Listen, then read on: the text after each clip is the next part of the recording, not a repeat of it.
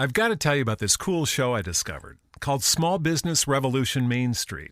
It's a business makeover show with tons of awesome advice. What I love about it is they do it all with heart, not the hyped up drama of those other shows we've all seen. Ty Pennington, the renovation guy, he's on it, and Amanda Brinkman, this marketing guru from Deluxe. Definitely check it out. You can watch it on Hulu, Prime, or smallbusinessrevolution.org. Welcome, readers. Today on Book Chat, joining me are my three book bloggers, one series read-along co-host, Casey and Nicola. We are discussing the first book in our fall trilogy read-along, Burn For Me by Ilona Andrews. Stay tuned. Today's episode is brought to you by the Shelf Addiction merch store. Check out all the bookish t-shirts, notebooks, mugs, and more. Don't miss out on these original designs, perfect for any book nerd. Support the podcast and visit shelfaddiction.com/merch and pick up your next favorite bookish item.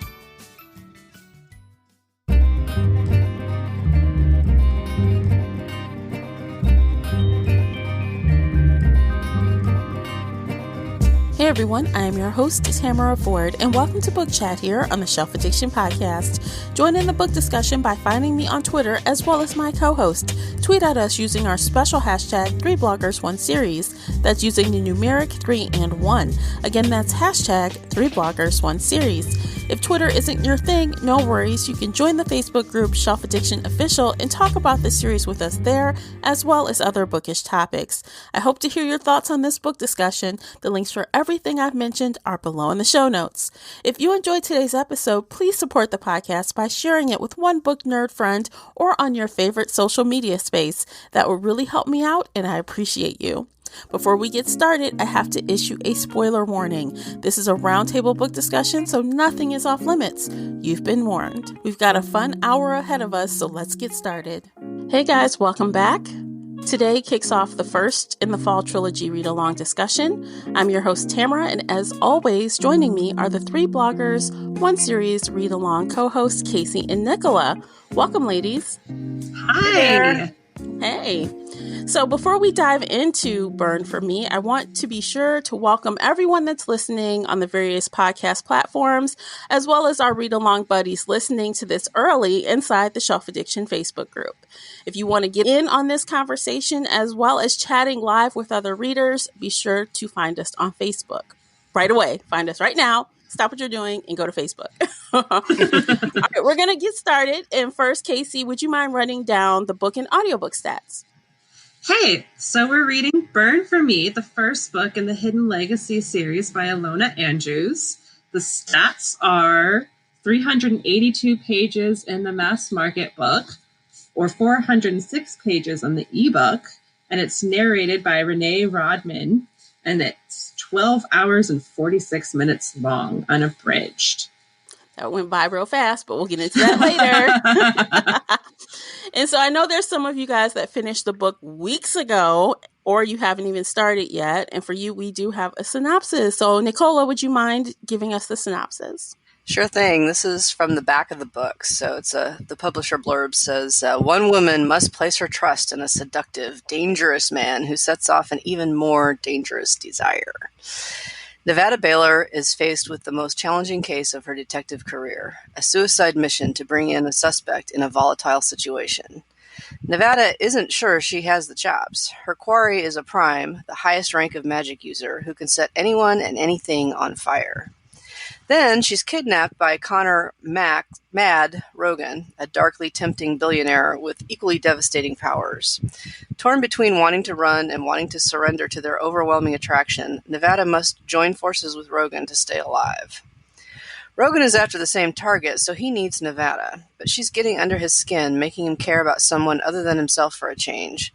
And, as Rogan has learned, love can be as perilous as death, especially in the magic world. Very good synopsis, I think. I think it's good. I think so. It's a brand new series. It's a whole new magical world, and it's really good. Yeah, it is good. And full disclosure, I think if you guys are in the group, you know we've all kind of admitted that we've already read it. So this is rereads for all of us. Yep. So we already know we like it. Yay! Yeah, we've had some issues with that with some of our other series. Yes. Oh, yeah. Yeah, and for me, I decided to change it up and do the audiobook this time because I read it last time. So I kind of wanted a different flavor to see if it changed anything for me. So that's why I chose a different way to consume it this time around. Cool. Yeah. Did it? It did. Yeah, okay. It did. And not in the best way, but we'll talk about that as we, when I get my chance to talk about the narrator. But I love the story, same as I did before. I really love Nevada. She's like one of my favorite women heroines that, know how to check their men and don't let them run them over. I love that. I love that in a strong female. I can't help it. It's like my favorite thing. Yeah. Oh, and yes. they love her because she's the only one that stands up to them. Yeah. Exactly. That's why I'm like, the alpha guys, they love it when you talk smack to them. They love it when you knock down a couple pegs. They love it. Not always at first, though. Oh, never at first. But if you can back it up, if you can say no and smack them down, then yeah, they love it. Yeah. So what did you guys think? Did you love it as much second time around as you did first time around? Oh, absolutely. Yes. Totally. Yeah. I think something about knowing how it ends in the trilogy makes the reread, makes certain details pop out more. So I don't know if we should talk about those kind of details. Yeah. So, let's do it. Yeah. What really hit me this time around was the prologue with Kelly Waller. She turns out to be we're going to spoil. I'm going to start off spoiling really bad right now. She turns out to be a really bad guy, really bad all the way through it. So this initial scene where she's going in to ask for help, it sounds like when you read it the first time, it's very superficial. She's in a rough spot. Her son's in trouble and she needs help. But it turns out this is all there's a ruse. Yeah, there's a hidden agenda everywhere, and everything she says has two meanings, and it's just wow. So. There was one line where she's like, "Oh my God, I wonder if he can read my mind." And the first time I read that, you think, she's just scared because he's mad Roman and he's terrifying. But now you're like, oh God, it would be bad for her. Her mind, everything would be fucked. Yeah. Mm-hmm. Yeah. Mm-hmm. And there's the little italic internal monologue when she's talking to him. She's like, establish a common ground. Remind him who you are.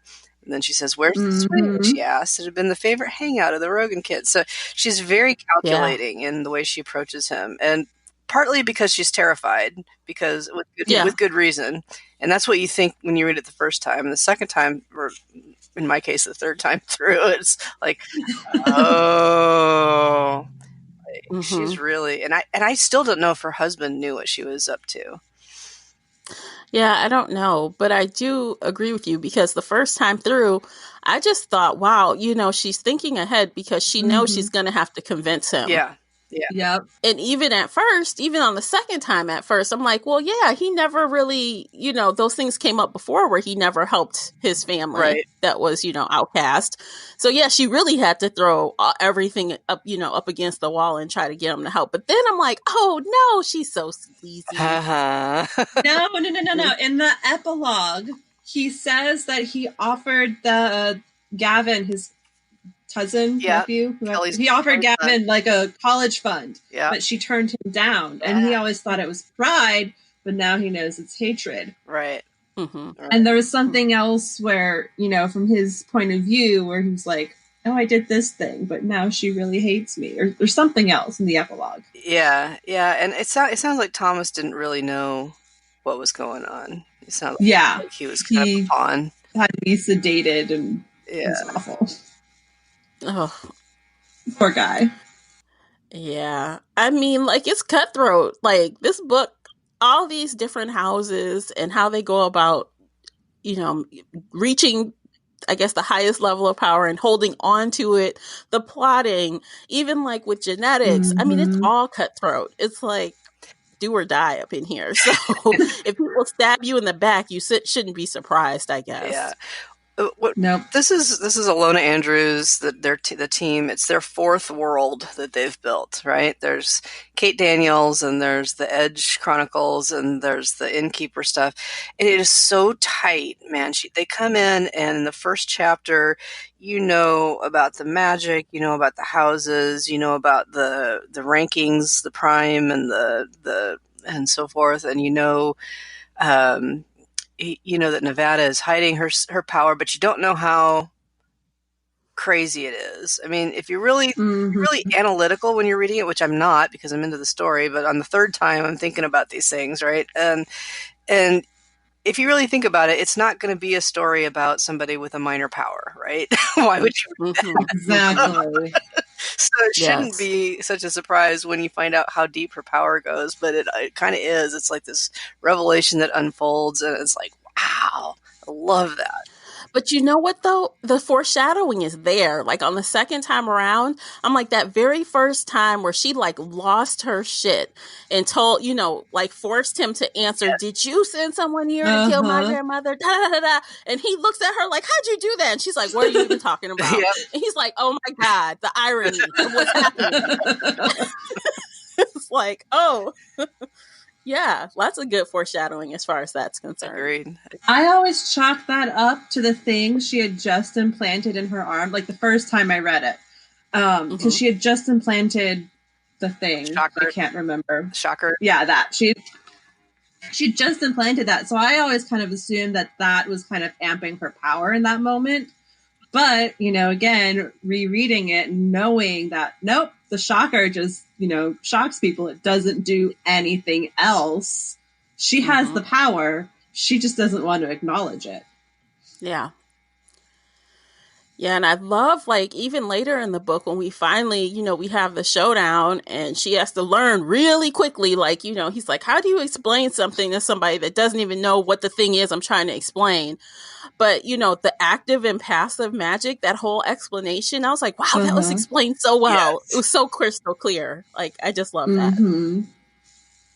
Yeah, Alona Andrews and Gordon Andrews, they are phenomenal at world building and explaining things in a way where it's not like they're talking down to you, but they're explaining, crystal clear. Right. This is passive magic. This is active magic. This is what you do. This is how you do it. And having Nevada not know anything about it makes it easier. Like that's a I don't know if I'd call it a plot device, but it's something that you do see where trying to explain the world, there's somebody who knows everything about it, there's somebody who knows nothing about it, and they have to learn about it fast. So there's you can educate the reader at the same time you're educating one of the characters in a believable way. Yeah, and I do prefer that over, just pages and pages of like history. I mean, hands down, it was kind of piecemealed a little bit. And then at the end, when she needed it, here's a, kind of like a dump of information, but it fit because of the situation. Yeah, I think because there's so much action in these books, it's such a, these would fit easily into a thriller category, like a spy novel or a Tom Clancy kind of. If you like Tom Clancy's pacing, these are right up there with all the action. It's just that there's magic involved, right? And romance, but it's like low-key romance. So at least at first anyway. And I think this is back to what I really enjoy about romance and paranormal together, where, I hate the threesome thing. I hate when there's a choice. I really appreciate and love when there's a couple that are supposed to be together, but they have so many trials to get through that it makes the payoff worth it, but it's not another person. I like this way.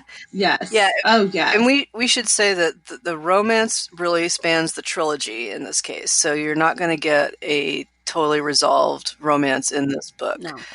But the connection is intense, and you know where it's going, and it's satisfying. So. It is satisfying because that's another thing that if you've listened to us in the past, or you've heard me complain about Insta Love and bitch about, y'all jumped into bed on page 2. I can't stand it. But that's not the case here. And I love how it's like a slow, I guess, a slow delivery and realization of what's going on. Well, and I like that it's not totally open-ended like it was in Kate Daniels. I mean, her and Curran got together pretty quickly, but with the open-ended series, you never knew exactly what was going to happen. So I do kind of like the trilogy format where we get a good conclusion at the end of the 3 books. And they're so popular that, you know, they're writing more books in the world, but not more books about Nevada and Rogan. So I kind of love that structure of the series. Yeah, and especially because it seems like long series are on trend right now. Like everything is a long-term series and commitment. And it's refreshing to know that you're going to get a beginning, a middle, and an end. Absolutely. I really like that. And I've read some trilogies that really should have been one book, you know, that they're really one story in 3 parts. And that's not what's going on here. This is a very complete story. It's just that the romance takes another couple books to resolve. Nevada as a character, I mean, I can see right now she's got a lot of growing to do. Yep. And she'll get there. I mean, it's clear from this book. Like, she's very powerful, more than she ever thought. And there's a series arc, too. There's a mystery that goes on across the 3 books. But as far as, like, this section and dealing with Adam Pierce and dealing with Kelly Waller and Gavin Waller, it's... and you know, the other part is Nevada discovering like the active magic and how to use the shockers and how to go toe to toe with primes. You know, I also really loved Nevada's family. Like, her grandmother is hilarious. She's amazing. She's so you know, I started funny. This hashtag on Twitter. It doesn't have a huge uplift, but I call it "He smelled like 3 things." You know. And I think it's super funny. It's common in romance, but in this one we have Grandma smelled like 3 things, right? It was, and not what you think. It's gasoline, motor oil, and gunpowder, and it just cracked me up. So, it's that grandma smell. Like, no, that's not a grandma smell. That's your grandma smell. Yeah. Well, there's no magic. It's your magical grandma smell. Mundane stuff, but I mean, her magic is in mechanics. Yeah, and I love that there's some magic that's not like organically based, you know, that it kind of comes up in response to their environment. Like, I don't know. I just thought that, like, that's unusual. Usually the magic is something arcane and non-technical, you know? Yeah. This old lady is building, like, or rebuilding tanks and stuff. Like, hey, Grandma, I need a really good gun on this one. Can you find me some extra power? Thank you. That's right. We need to triple the armor on this one. So, I love how that's like the spoils of war too, right? They get into a battle and she's like, "Hey, Grandma, there's a Humvee on 87th Street and it's all yours," you know, or whatever. And Grandma's eyes light up and she goes running after it. You know? That is priceless. Oh my God. I mean, I'm telling you. Even her mother, I liked her mother a lot as well. She had her protective moments of Nevada. Penelope is an amazing character, and you know, having just read the first book and the second trilogy, there's hints that she's going to get, and I think there were hints in this trilogy as well, that she's going to make a connection, and I would love to see maybe a novella just about her sort of finding happiness after her husband's passed away. Because another thing that struck me in the beginning of this book is how sad everybody in the family was, how much sadness there was from their dad's passing, and how much everybody has struggled with it. And I think that gets lost in the adventure when you're reading through it, trying to find out what's going to happen next. But there's, you know, on a reread, you can sort of feel some of the stuff that's layered in there. And that really struck me that, you know, Penelope was still mourning the passing of her husband. And, you know, they're all struggling a little bit with trying to make the business work and living in a warehouse. And they're a little bit on the edge, you know? Yeah. Yeah, I mean, there's a lot of sad things around, you know, her father's death. And obviously, Nevada herself feels a lot of guilt about something that's really not in her control. But as a kid, she felt guilty about making a choice not to share the information she knew. Yeah. And I mean, even when it comes to her cousins, Bern and the other cousin, Leon, their mother, Leon, their mother is like a hot mess, and they go into that a little bit. Yeah, do we ever find out what happened to her? I don't remember it coming up too much. So, well, no, there was something about like her mother. When they were talking about, oh, my mom says I only I'm only here because she got drunk and such and such and such, or something. It was that section where they were talking about she was too drunk to remember a condom, and then his dad was going to call the cops, and she didn't want to go back to jail, so she had to distract him somehow. Yeah. Mm-hmm. Okay. Yeah. And that doesn't. So I'm hopeful that we'll get a Byrne trilogy. A Byrne for me, Byrne. I don't know, something. I'm loving Catalina's story, so I'm jumping ahead a little bit, but I'm hoping that all of the family members will get a trilogy. That would be nice, honestly. I wouldn't mind reading one off of all of them. I would love a story about Byrne. Yes. I just love him so much. Yeah. And I think he grows through the series, too. That's one of the other things I really love about Ilona Andrews and their characters, is that they all, all the characters, the secondary characters, and everybody grows. Yeah. Yeah. Mm-hmm. I feel like, I don't know if this is true, but I feel like Andrews, the team, knows, like, they have this plotted out for the next 10 years. Like, they know exactly why they've had Byrne say this or that, and they know exactly what's going on with Leon, and they know exactly what's going on with these tiny minor characters that show up for a minute in a novella, and then they turn into like a major character in the next book. So I just I admire that so much, and sometimes it takes a couple of books before you find out, why it was like this or that. I do wonder, like, when you do this type of series, when it's sets of trilogies, like, how far in advance did they plot this thing? Did they plot, like, the entire thing, and now they're, writing? I would love to know what they had to say about how they built this. We'll have to ask them. Because if it was coincidental, it's a miracle. I know. I really think that, at least in this book, when they wrote this book, they were expecting to only do a trilogy. So I think they put in all the detail about the cousins and stuff and the sisters to build up the stakes for for why Nevada does what she does, and what if Houston becomes is leveled, then all of this family is going to go down. So I think initially it probably was like, the more real these people feel to the reader, the more we feel the stakes that Nevada feels when everybody's in danger. But then they just turn it into so much. Yeah. It's so awesome. I just love it. Yeah, it's very opposite from Kate Daniels in that series, because she's always alone and she's always just, fighting for herself. And yes, she picks up people along the way, but her whole thing was that she had no family, she had nobody, she had to fight and be on her own. Whereas here in this trilogy, it's all about the family, and it's all about protecting your family and Nevada's family, and, the mother, the grandmother, the sisters, the cousin. There's so many people, and it's a huge network. And I just love how they can create these different dynamics, and they all feel so original and real. And it's just like, yes, I know it's the same author, but I almost wouldn't know if I didn't have their name on the top, because it's so different.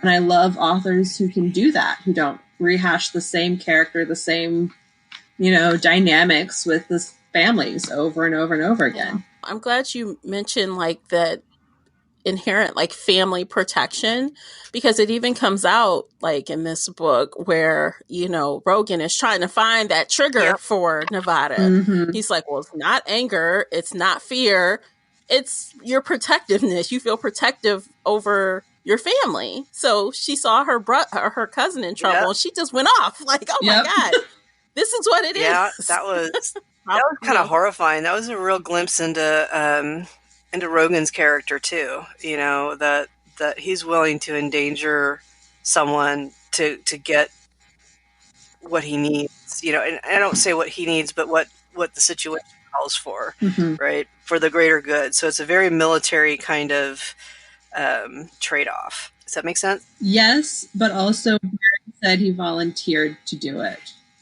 Yeah, but that wasn't revealed until later. Is awful, but Byrne also did volunteer and agree and knew what he was doing.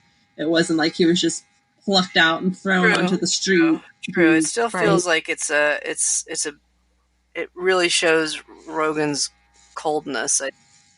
Oh yeah, no, he's almost psychopathic, like Nevada says. See, I don't know if I would say psychopathic, but I feel like I'm okay with that because, like, even when we talk about zombie apocalypses and stuff, you've got to have one person that's willing to do the dirty work to get the job done. And that's him. Opposite of Nevada. Yeah, I would say sociopath, at least in the beginning, because his powers are so isolating, he's had to sort of create this distance between himself and humanity, really, because nobody can match him until now, right? Which is always the best. I don't know. It's one of the plot devices I love in paranormal. I've just been rereading one of the books in the Black Dagger Brotherhood, and it's the same thing there, and it's the same thing in Nalini Singh's Side Changeling. Rogan reminds me of Krychek a lot. So, at least in terms of their magical powers. Oh, I can see that for sure.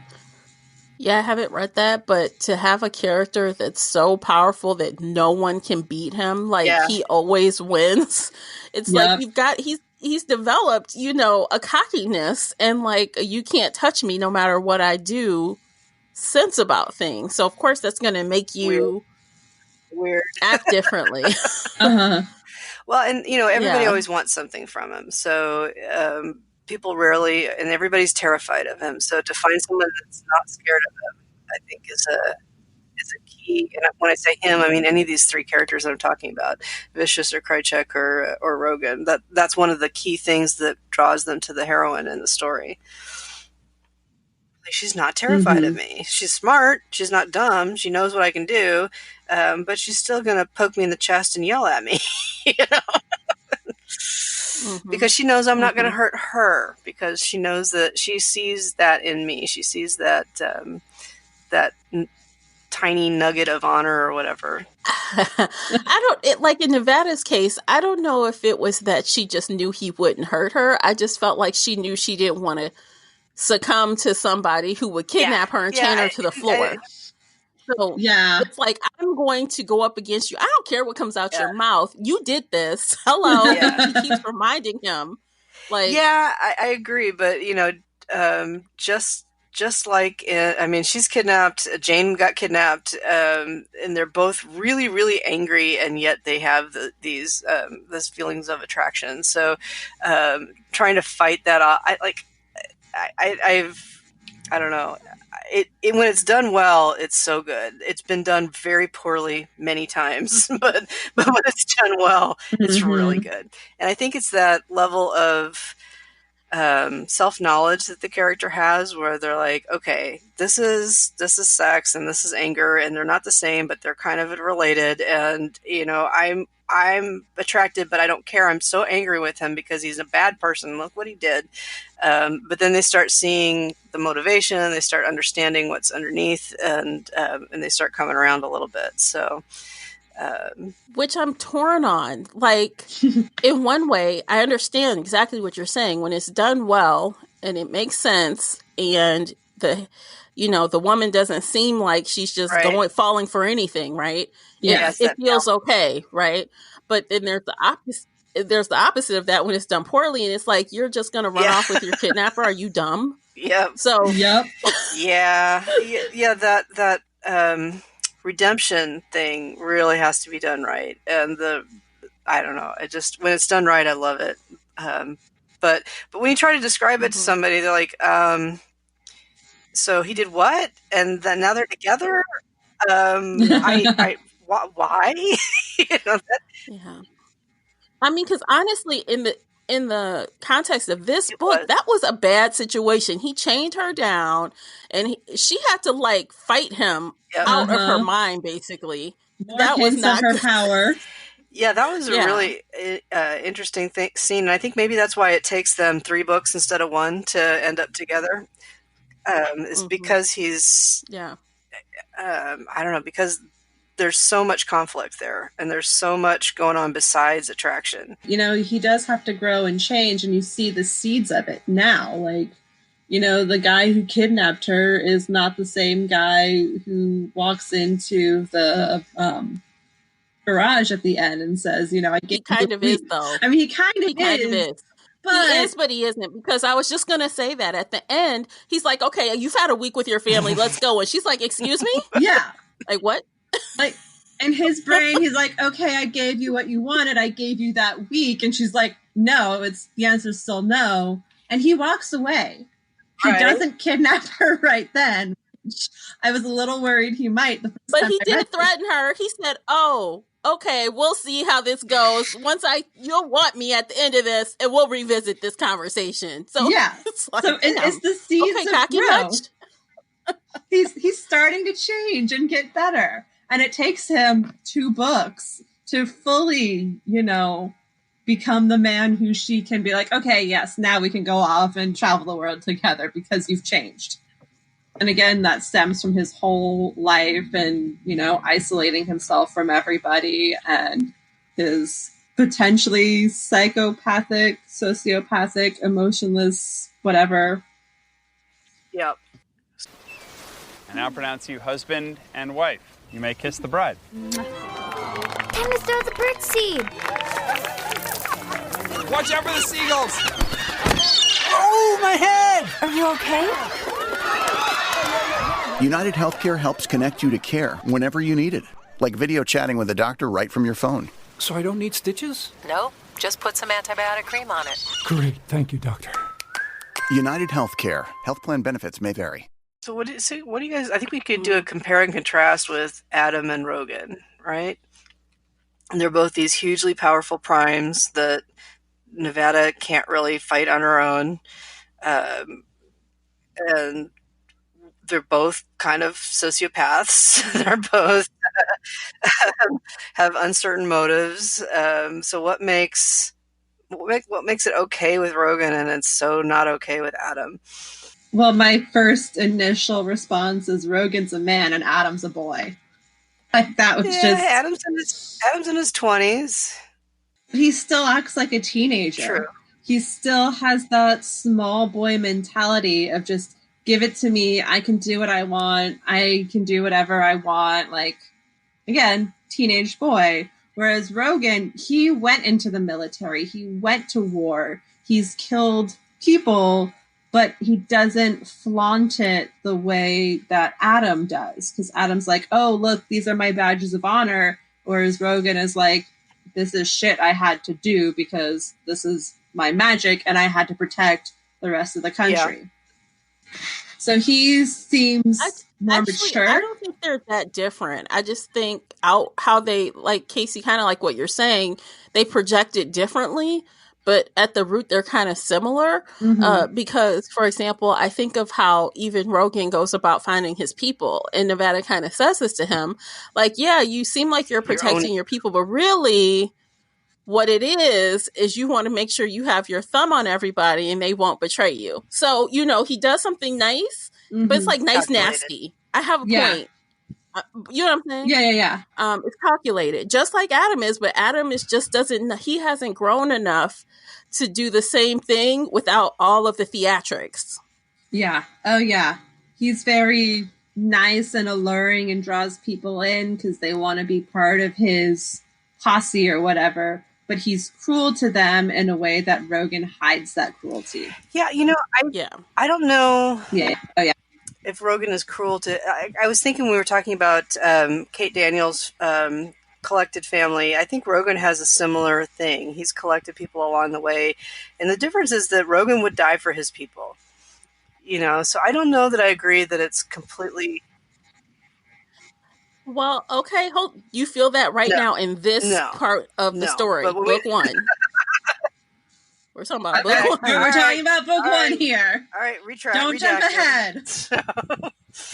That's true. I'll give you that. So it does seem like that, but he knows how to give something in return for what he gets, and Adam does not. Adam is just like, what you get is the advantage of being near me, because I am awesome, and you want that. You want a piece of this. And I just thought the way Kate reeled him in was amazing. You know, not Kate, Nevada, because she can't use force. It's not really seduction. It's more like just, I don't know, a tease. Like, I'm gonna get you interested in me. Yeah, and it's teasing. It's so dangerous for her. No. Like, oh my God, it's so dangerous. Like, she tells him no, but if she like pisses him off, he's going to torch everybody she loves. It's like, so she has to be like this kind of this dance, and I find it so believable in the way it's written. I don't think I've read any book where the underdog wins like this. Because when it came to Adam, she had to give him just enough interest to make him think that he had a chance, but not really do anything with him. Like, even there's that one scene where Rogan's like, well, why is he, all fascinated with you? What did you do? And she's like, excuse me, I didn't do anything. But what do you think? Like, same reason you're fascinated with me, dude. Right, exactly.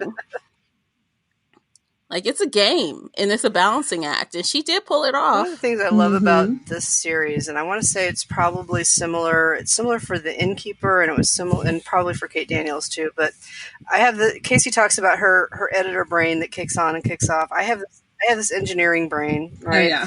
And in the very first chapter, Nevada is presented with this unsolvable problem, right? We need you to bring this guy in. You can't kill him. You got to do it before the cops do. And here's all the ways that you're completely not equipped to do it. And by the way, I don't expect you to succeed.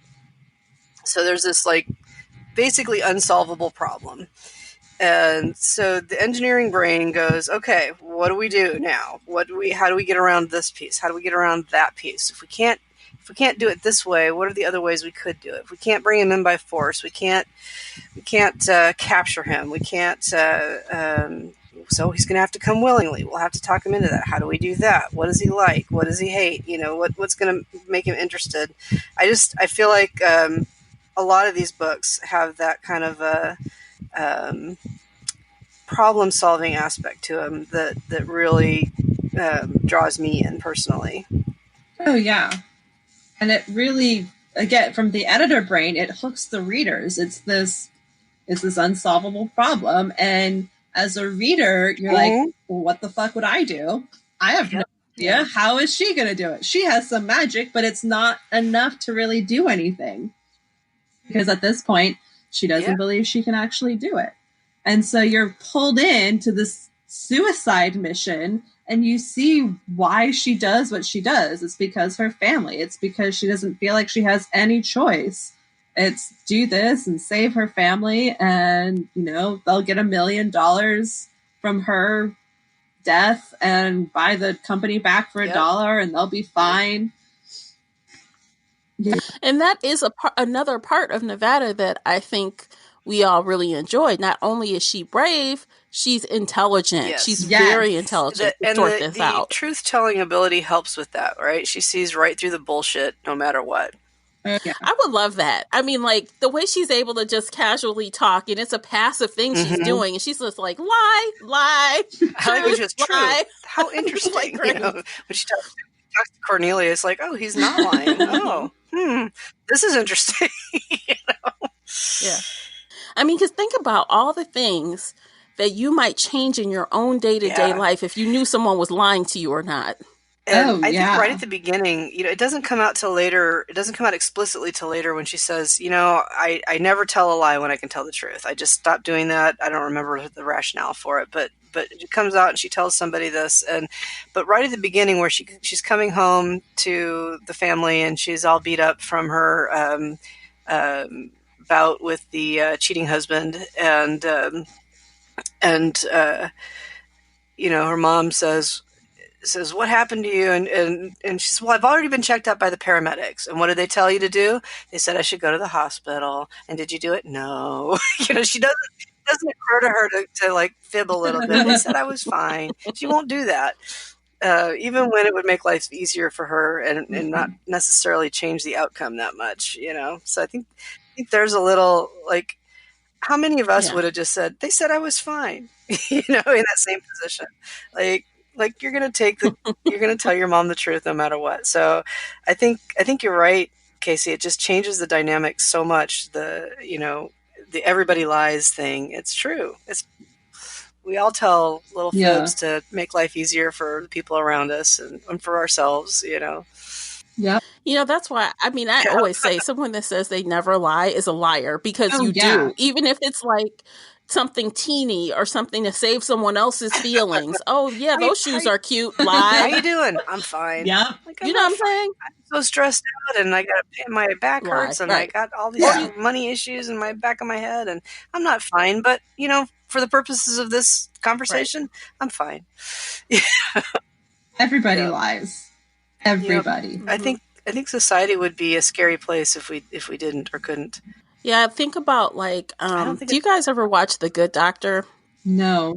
Well, it's about a doctor who has I can't even think of it right now, but he has like a slight disability where it's like anything that comes out of his mouth, it just shoots out of his mouth. He doesn't know how to temper things for delivery and things like that. And if we all were like very open with the truth, I think we'd all be very society shocked.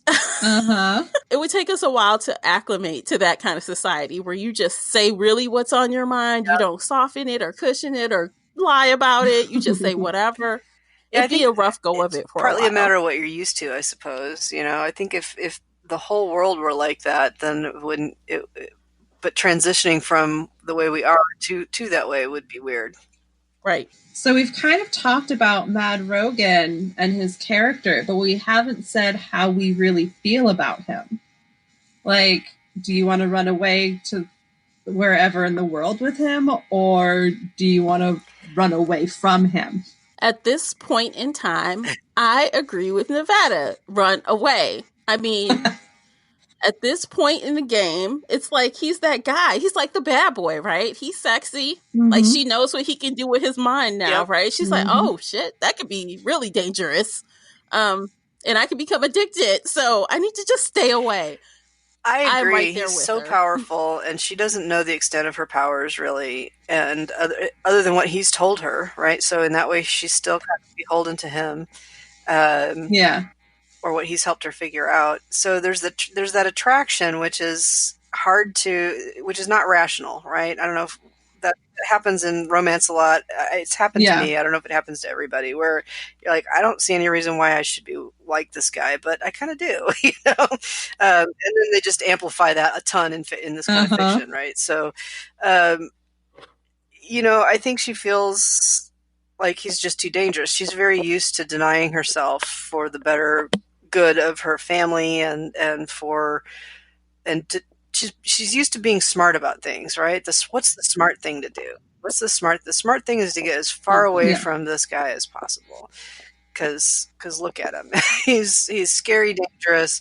He has no concept of my having agency. He has no concept of, he believes he's right all the time. How many of us know guys like that? But in this case, it's just amplified a million times, right? He's never wrong. He's and if anybody disagrees with him, he just kind of rolls over them, and not necessarily violently, but with the other resources he has available, he just ignores their objections, and that's not cool. I think there's some a theme here about consent that's really important throughout this book. It's not very explicit, but it's kind of underlies all of Rogan and Nevada's interactions throughout the 3 books. Yeah, like even, okay, so I have 2 comments to that, Nicola. So yes, there was this one scene where, you know, he's like, oh, can I show you? And she's like, yeah, you can touch me once. And he goes all through that. And then she gets mad. He's like, I don't understand. You liked it. She's like, so what? I told you one time and you did not listen, basically. Yep. So there's that. And then also, so I like how Nevada refers to him as being a dragon. I feel like that is very true. Dragons are beautiful. They're majestic. You're awed by them. You know, we all want to be Khaleesi with dragons. But guess what? That thing will burn you and kill you. Yep. But what a way to go. Yeah. Yeah, so she's got to tame the dragon before she can ride it. Literally and figuratively. Yeah. Sorry, kids. Hey, kids don't listen to this show. Just check my demographics. What do you think, Casey? The same as both of you. I think, like, yes, as much as I want to run away and ride him, he needs more work. He needs to be tamed more than just like, okay, I said no, but now I'm saying yes, and he gets what he wants. So if it was me, not Nevada, I'd still be like, yeah, no, wait, we got to work on all of this. We got to work on you. Yeah. I would have, yeah. I don't know if she even feels like she has to work on him at this point. I think she feels like this is too scary. Like this is, you know, like skydiving or something. Like it would be beautiful and wonderful, and at the end I might be a pancake. I'm not okay with those risks with that risk odds. You know. Yeah, that's her. If it was me, I'd be like, I want to work on you first. Let's talk things through first. Let's Casey, get on the we same should page. talk about your approach to dealing with men. Oh, I You know. can't fix them. Don't try to. I know. It's terrible. It's terrible. That's a podcast. That's a different podcast. But That's a therapy session. Let's not. Relationships are not fixer-uppers. Moving on. No, I mean, and honestly, I feel like Nevada kind of understands and accepts you. You're not going to change him. You're not. He is what he is. He's the dragon. Yep. Dragons do what dragons do. But if the dragon were to change, it would be because he wanted to. Yes. Agreed. And I think Andrews does an amazing job of that. And I think that having all 3 books to realize that arc is really important for how extreme it's set up in the beginning.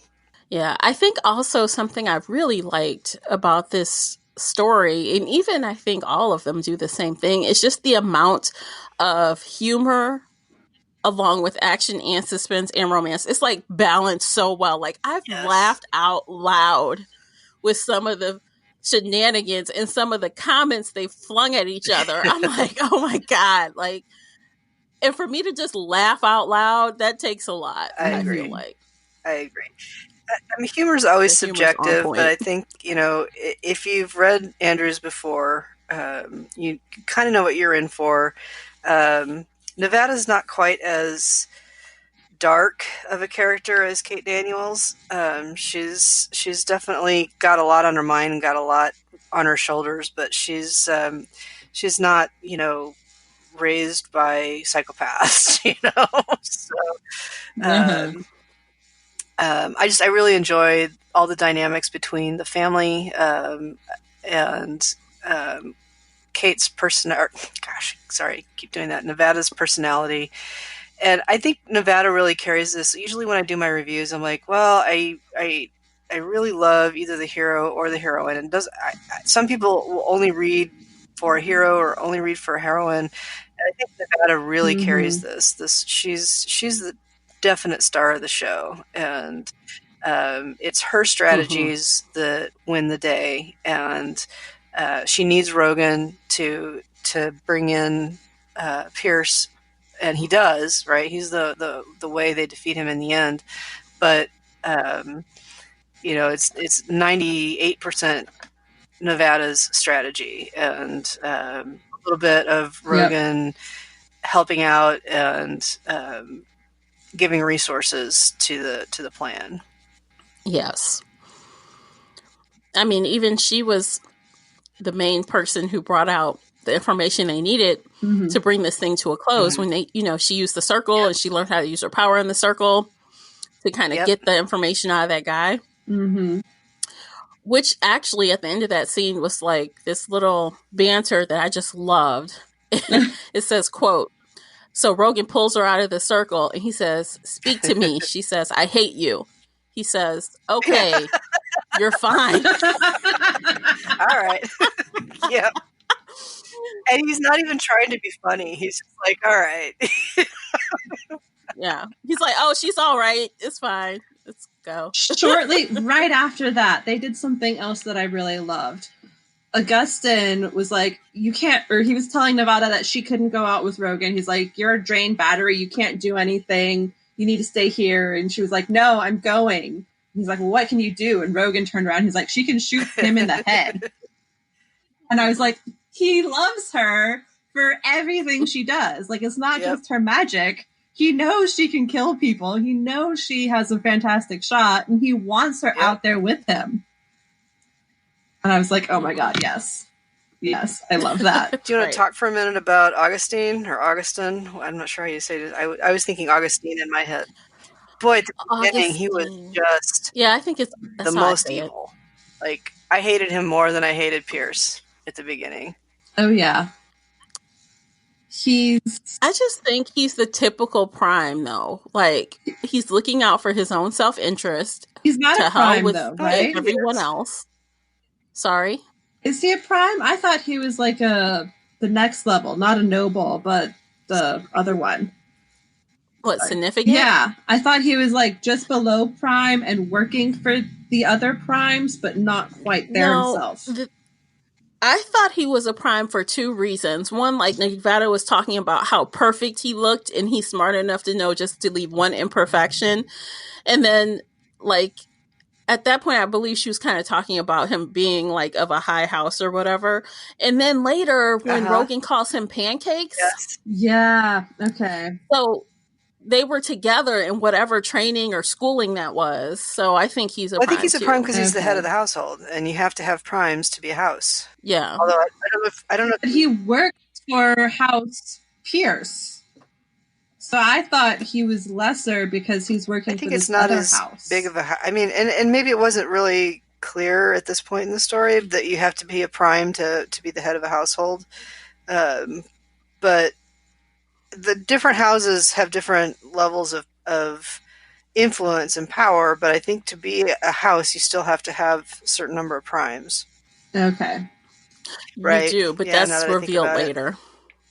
Yeah, I think they keep his power a little bit on the down low, but I don't think it says explicitly what his level is. I assumed he was a Prime.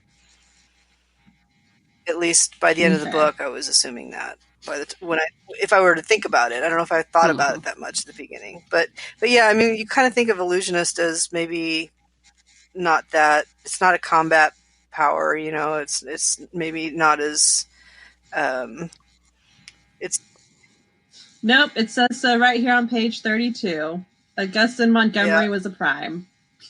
Yeah, that's all right. Okay. Because you can still be a Prime and not have a combative power. Yeah, yeah. Because looking ahead, I'm not going to say anything, but there's someone else in the story that has a very strong power that's passive. Yeah. Mm-hmm. So we'll leave that there. Read along with us. We'll talk more about it later. Yeah, I kind of actually like that he got a little bit in the end with the contract because they're like under the gun to go get this thing figured out. And Rogan's like, oh, wait a minute. She needs a change in her contract right fast before we run off and take care of this. Negotiates everything. I love like, that. What? Uh-huh. And that he actually consents. Like, I felt like during that scene, like he probably could have just said, no, you're still under contract and you'll take it and like it, or we'll take everything. So that he conceded a little bit seemed a little surprising to me, I guess. I figured it was because Rogan was right there. No, I was talking about the very beginning when they first gave her the job and she negotiated for the family being able to buy back the business, and I guess that was the only thing she got out of him. But Well, at that point, he didn't care because he could write it off as a business loss and get money back. Yeah. So it was nothing. And he did just concede that she was basically going to die on this mission, and he knew it. Yeah. So he figured, I mean, it's not like they were worth a whole lot of money anyway, so he could easily just give the name back to them. Yeah, so I guess maybe that was the first sign that he had, I don't know. So he didn't have to. He could have just, it doesn't benefit him at all, other than maybe making her slightly less antagonistic, which would potentially be good for him, I guess. But I think over the course of the trilogy, even in this book, like, calling him Pancakes really humanized him. Like, it really, like, I loved that. I loved that Rogan had kind of the drop on him and took him down a peg, I guess. But I think eventually he becomes kind of an ally, and he's always kind of looking out for number one. He's always maneuvering, angling, and she knows that. But he's not a total bad guy by the end of this book, I think, and for sure by the end of the trilogy. Well, we're coming up on an hour, but before we get there, I do want to address some comments I had regarding the audiobook. Okay. I think it's important, especially since I know some of the people participating in the read along also listen to the audiobook. Okay, so you guys know I love this book, but the audiobook did not do it justice. And it's so rare, and I was so surprised that Harper Audio didn't get a better narrator. Really? Let me tell you, this woman, Renee Rodman, I don't know how old she is, but she sounds like the grandmother. Oh, no. The whole time. Like a 25-year-old, Nevada should not sound like her. So it was throwing me off. No. Not with the sexy times. Oh, no. Oh. I mean, like, sometimes she was able to soften her voice when she was acting, I guess, speaking for like some of the kids, quote unquote. But Nevada, sometimes she sounded young, and then other times you could hear mouth noises and things from older people, if that makes sense. Oh, no. And I don't want to talk bad, but I promise you, I was really let down by the narrator. I'm like, wow. Thank goodness this story is so good, right? Mm-hmm. Because sometimes a narrator can elevate the story or bring it down. And without the source material being excellent, it could ruin it. But it didn't ruin it because the source material was bomb, right? That's good. But definitely, I hope this woman is not doing the next trilogy. I swear. Well, that sucks. That's all. I mean, I just had to put that out there. I know it's like probably the most negative thing I have to say about this book, but it is the truth. And anyone else that has listened to the audiobook, I dare you to say otherwise. I double dare you. I didn't listen to audio for this book, but I've started listening since this podcast started. I've really sort of gotten into nonfiction in audiobooks, and it makes such a difference. Like the narrator in nonfiction, a lot of times they'll have the author narrate. And sometimes it's amazing because the author can be so passionate about what they're talking about. And other times it's such a huge mistake because they're very academic, they're very pedantic, they do things that are not professional, like they'll leave big gaps in between sentences. Like you're trying to listen to that. I listened to one. I sped it up to like 1.25 or more even. So then it was like, but he wasn't talking slow, continuously slow. He would talk for a little bit like this, and then leave a big pause. But he was talking kind of fast in between. So if you try, I also chucked that up to editing too. So whoever their editor was could have brought that together. Yeah, it was bad. It was bad. That's a combo of the narrator and the editing. But yeah, the narrator is so important. And I was so shocked. I'm like, why would they pick her? Like, I don't understand. I'm confused by it. But obviously some people really enjoyed her narration because some people did. Some people really liked it, but I didn't. I like now, but in full disclosure, if I had heard this first without reading it on my own and developing my own voice for Nevada, maybe I wouldn't be hating on it so much. But I think I would because she sounds old. Or maybe you wouldn't have liked the book as much. Maybe you'd be like, it was okay. Yeah, maybe. I really like how Audible gives you, when you do a review on Audible, it gives you the option of reviewing the book separately from the audio performance. Because they really are two different things. Yeah, for sure. And on Audible, I mean, they actually have some leading questions to help you review the audio, right? Yeah. So some of the questions are like, what makes the experience of listening most enjoyable? What did you like most about the narrator? And so you'll see a rating of overall has a rating, performance has a rating, and story has a rating. Yep. So you'll see some that has story of 5, performance 1. Yep. Yes. That's the case here. Yes, that is the case here. All right, so let's rate this thing. I think unless we have some other really important things we need to point out, we should probably proceed and rate it. There's so much. We could talk for another hour, but I think we could go ahead and rate it. Okay. Okay. Nicola, you first. I'm going to give this one a 6. A 6 out of 5? Yeah. Wonderful. Yes. Okay. Will you let me do that? Sure, why All not? right, I love it. I give it the highest rating. Love it. Okay, Casey? I give it a 5 out of 5 stars because I also love it. It has everything. It has action, it has romance, it has humor.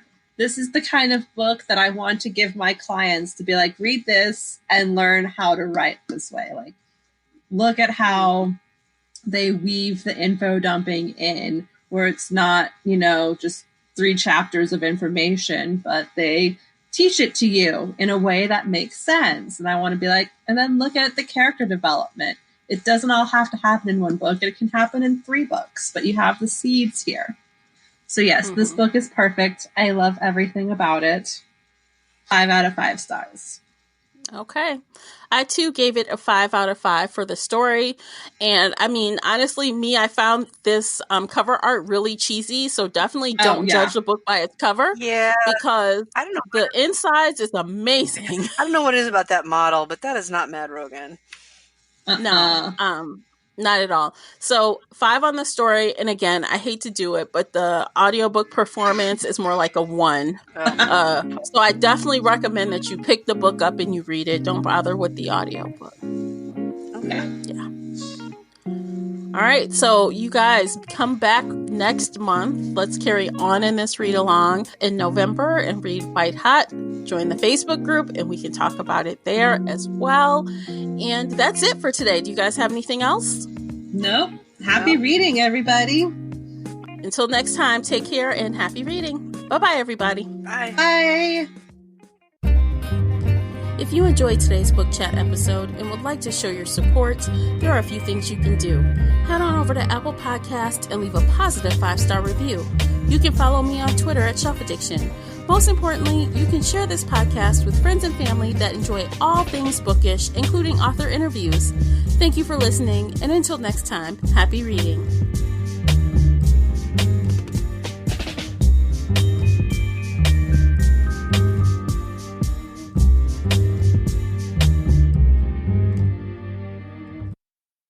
It's cutting into your exercise time. It's stabbing you in the back 9. And it's attacking your peace of mind. It's pain, and it's getting in between you and the life you want to live. CBD Medic targets your pain at its source. It's fast-acting relief with active OTC ingredients, plus the added benefits of THC-free hemp oil. Get back to your life with CBD Medic, available online and at CVS. These statements have not been evaluated by the FDA. This product is not intended to diagnose, treat, cure, or prevent any disease. It's cutting into your exercise time. It's stabbing you in the back 9. And it's attacking your peace of mind. It's pain, and it's getting in between you and the life you want to live. CBD Medic targets your pain at its source. It's fast-acting relief with active OTC ingredients, plus the added benefits of THC-free hemp oil. Get back to your life with CBD Medic, available online and at CVS. These statements have not been evaluated by the FDA. This product is not intended to diagnose, treat, cure, or prevent any disease.